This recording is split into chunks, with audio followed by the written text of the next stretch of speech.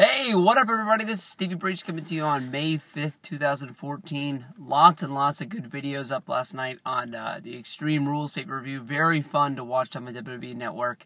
And now today, the big story that I guess has been going for about 2 days now is the what is going to happen with Batista now.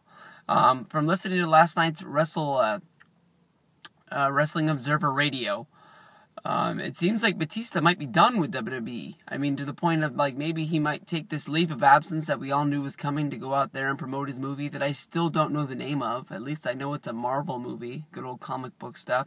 When I go back over the period of time, the only comic book movies that I've ever really got into was Spider-Man. I really like the Spider-Man movies. I went and saw The Avengers, whenever that was, last summer or the summer before, and I didn't get into that as much as I thought I was going to. I really did believe the hype. Like yesterday when I was watching NBA basketball, the X-Men movie commercial came on, and that was the first time I ever really thought I wanted to see an X-Men movie. I don't know if I need to go out and check out all the other three, or if I can just go in and see this one, but we'll have to see what happens. But Batista's going to make a ton of money. Comic book movies always, blow up big. Who knows if this is going to make him the next Rock, or, I mean, if he's just going to have a movie that's just sort of successful. It's definitely going to do better than any of the WWE movies I've ever done. I know that the Kane movie, when it came out, was a big success, and I've liked the John Cena movies that have came out over the period of time, but this one, I don't know. I know it's going to make a ton of movie. I know it's going to make a ton of money, but I don't know anything more past that. I don't know if it's going to, shoot Batista out there where all these movie people are falling over his feet trying to get to him. But obviously, that's the plan.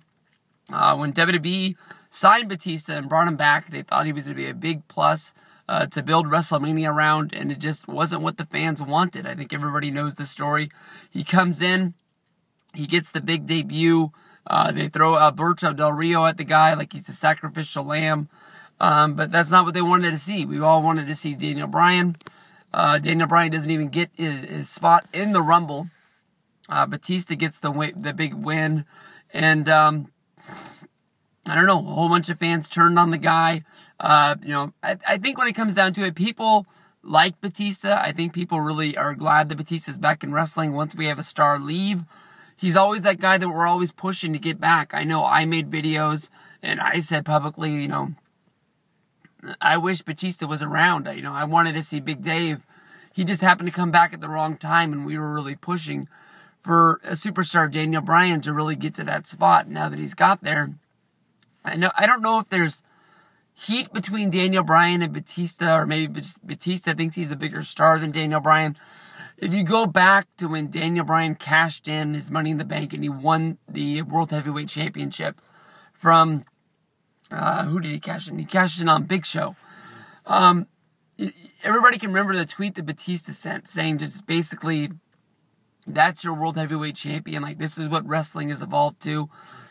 If you go back, I know there's a match that was on Monday Night Raw, Batista versus Daniel Bryan back when Daniel Bryan was still an NXT guy, and it was hard for me to believe. I went back and I watched this match a few months ago. I had completely forgot this match happened back, I guess that would be 2010.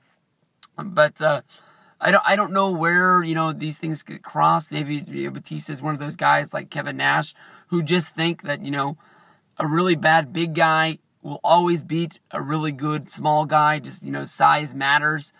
Sort of things like that, but, with Batista, they've been trying to talk him into doing this match at Payback, Daniel Bryan versus Batista, that way, you could have Daniel Bryan beat one of these big guys, and just, it sort of shoots him into the superstardom of he's a believable guy who can win the championship and then go on and defend it, With his match like Kane, I threw rocks at the guy saying, like, I don't want them booking him like, CM Punk's first World Heavyweight Championship run where he was like the third biggest star of the company. His matches really didn't matter at the end.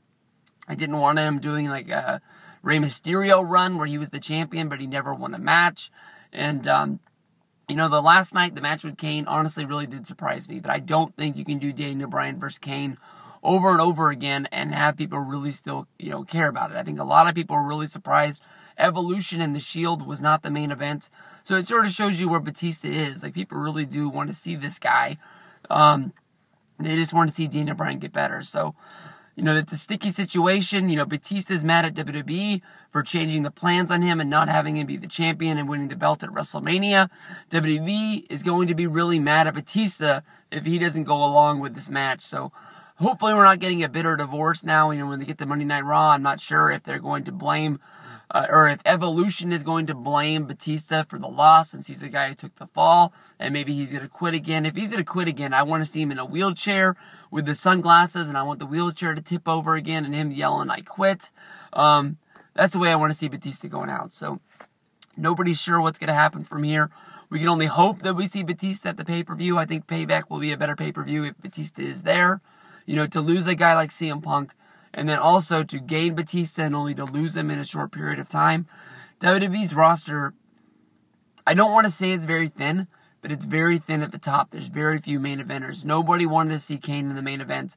What's going to happen if they don't do this? I know they got guys like Big E, which they could shoot up, hopefully a little bit, down the road, and not just, to get him right there.